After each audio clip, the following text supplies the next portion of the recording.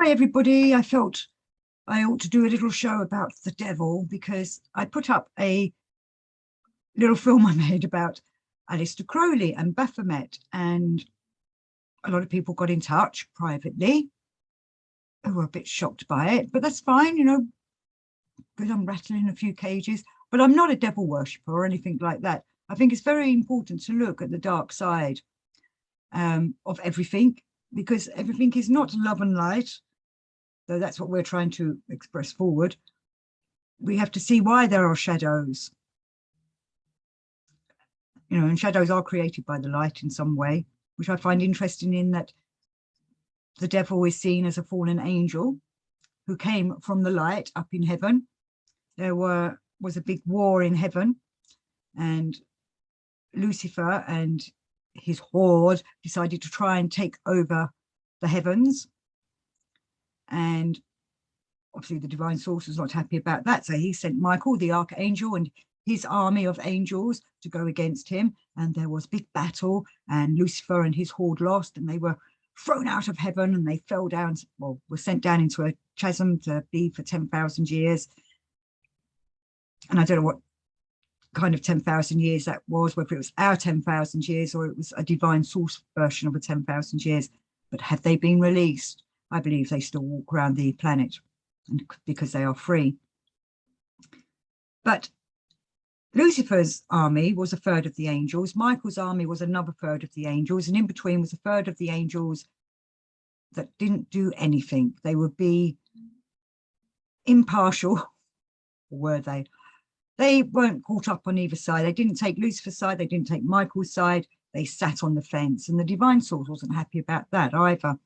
So he actually had all them sent down to earth, but not imprisoned them in a chasm or a chasm or wherever, a big black hole. He scattered them about this earth to work with nature.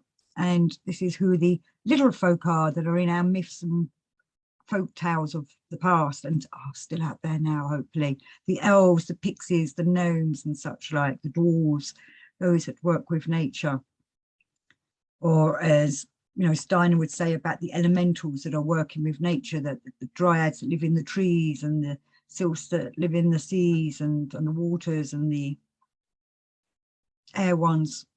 Oh, I'm forgetting what they all are. But anyway, they're out there. And those were the angels that didn't take a side.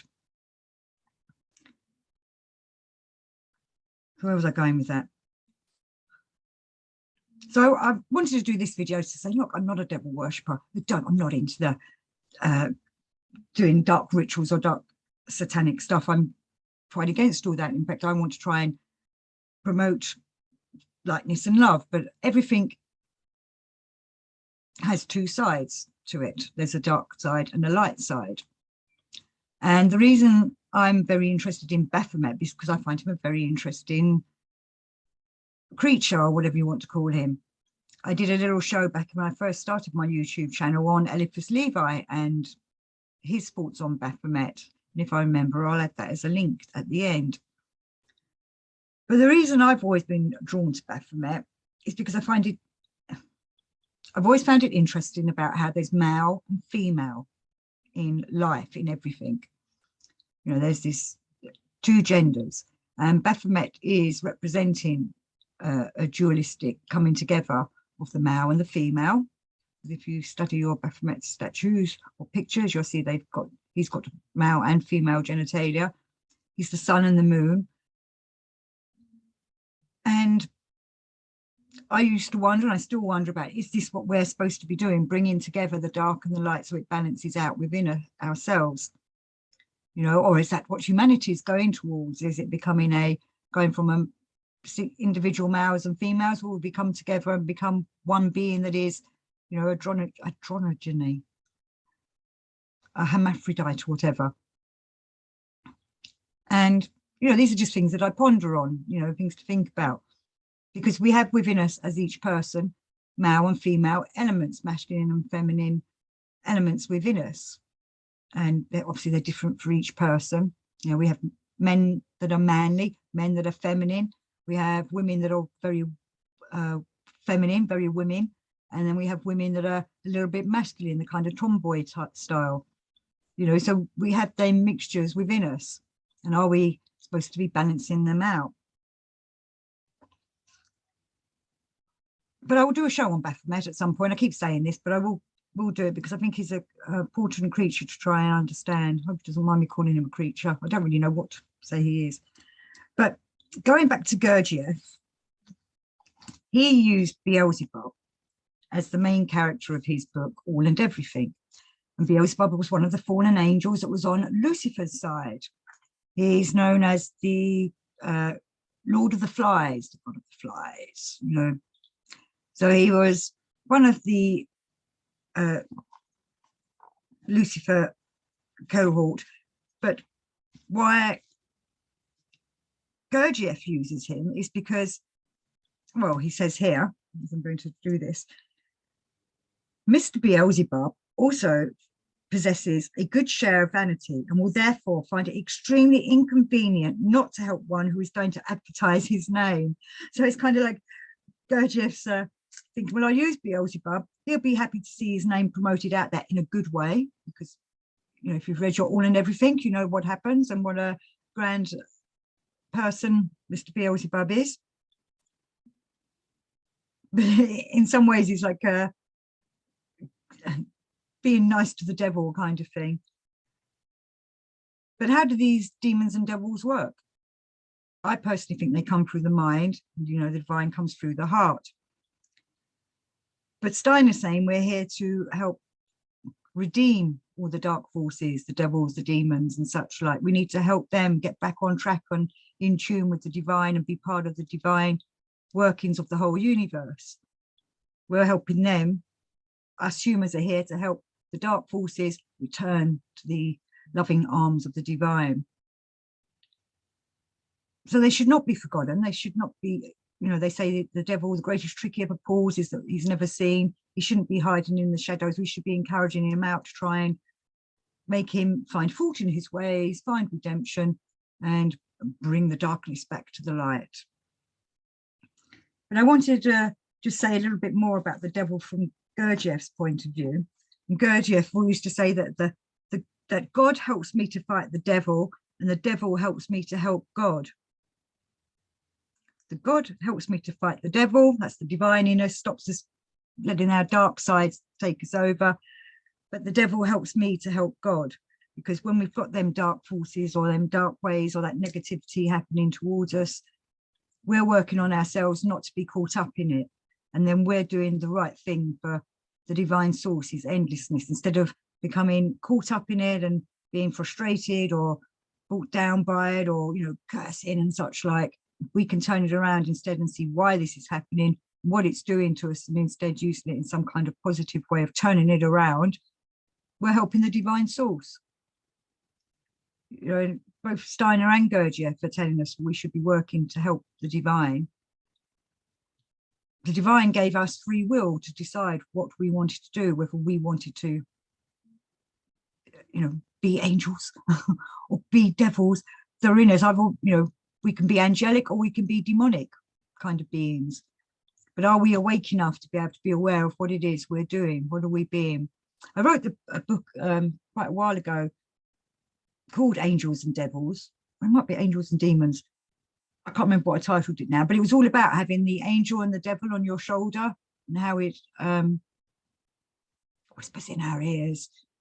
Both of them trying to encourage us, the angel, the devil trying to encourage us to be naughty, and the angel trying to encourage us to be good. But where the devil tempts and teases us, is that getting over that and not falling for the devil's naughty ways and trying to bring the devil back to the light, as I was saying earlier. You know, like the devil in the Christ stories took Christ to the desert and gave him 3 times he tried to tempt him. You know, and those kind of things are happening to us all the time. Okay, we're not being offered the kingdom of the world to rule over, things like that, or, you know, anything that major. But the devil does do sneaky things to us, of whispering into our ears, paranoid thoughts, negative thoughts and such like. And those are the temptations it's putting towards us every day. You know, the devil's mission is to distract us from God, to take us away from God, to make us not believe in a God or divine source.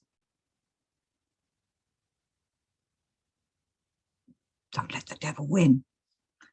But C.S. Nott reminds us, you know, because the devil's full of, I'm trying to say vanity and pride. I was coming out wide. The devil's full of vanity and pride. I've done shows on vanity and pride. And C.S. Nott reminds us, one must learn to use one's vanity and real pride. Angel and devils have most vanity. But if you have real cunning, you can make them your slaves. Angel can do one thing, devil can do all. Man must have real cunning in Old English sense. So this is what Gurdjieff was saying to Nott. You have to have real cunning. You have to see through what the devil's up to, what the devil's trying to do to you, what the devil's trying to tempt and tease you to do. And all that cunning will work. If you can develop it in yourselves, you'll see through it. Sometimes the devil doesn't know that you can see through it, because you have to be cunning and put on a little play and act like you're going along with it, and then whoosh, you fool the devil. But it's quite difficult to do it. Remember, the devil's got some of the greatest tunes and knows the best tricks. So that's why we have to develop and work on ourselves so that we don't fall for the devil's temptations. So I also just wanted to quickly remind everybody that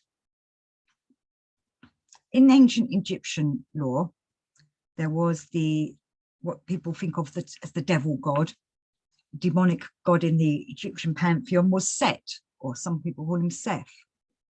And he had an animal's head that nobody really knows what it is. And I wonder if perhaps over time, the ancient Egyptians perhaps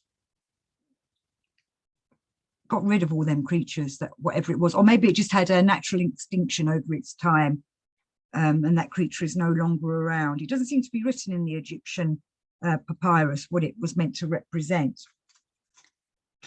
But he must have had some good qualities. He wasn't just the god of chaos. You know, there's many Egyptian pharaohs that named themselves after Seth, the Setis of line and dynasty. And I'm still looking into why certain pharaohs use certain names. Was it because it was a certain time or cosmology that they understood was perhaps a Set influence, or perhaps a Thoth influence, which is why we have all the Thutmoses, or the Ra influence, which is why we have all the Ramesses pharaohs? Why did they pick certain names?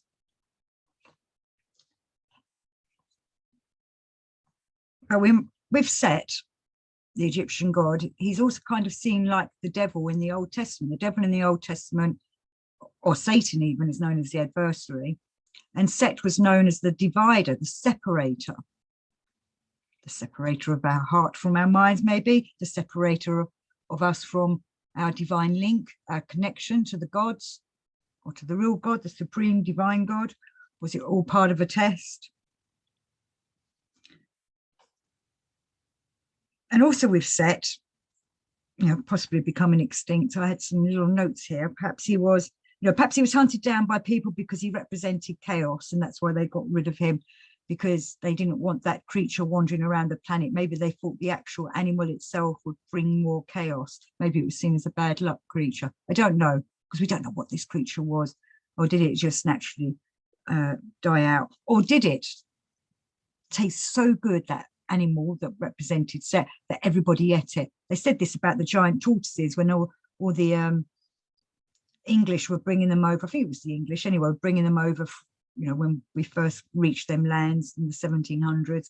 They wanted to bring some giant tortoises back to show everybody, but they tasted so good, most of them were out on the ship on the way over. You know, and then we ended up with very few of them left. So Set, the Egyptian god of chaos, is the brother of Osiris, is the uncle to Horus, supposedly his nemesis. Yet he's depicted in many pictures seeming to work with both of them. And I do see that in a lot of the Egyptian pictures. You can see Set on one side and Horus on the other, or Thoth on the other, or Thoth, whatever you want to call him, working together, the machinery or whatever it is that they're spinning around with. So he wasn't seen as all bad. There's something about him maybe that they understood was needed to help with the workings of the harmony of the universe. we've got pharaohs named after him, Seti the first onwards, perhaps taking his name as a sign of respect.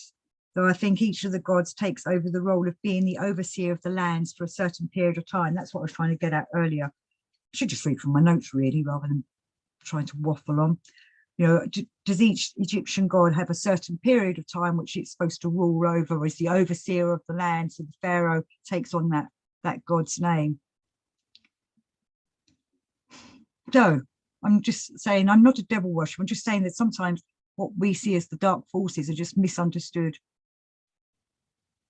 beings that are still needed in our world to help us develop and to keep the whole of the energies and the universe to keep going on and continue with its harmonious development.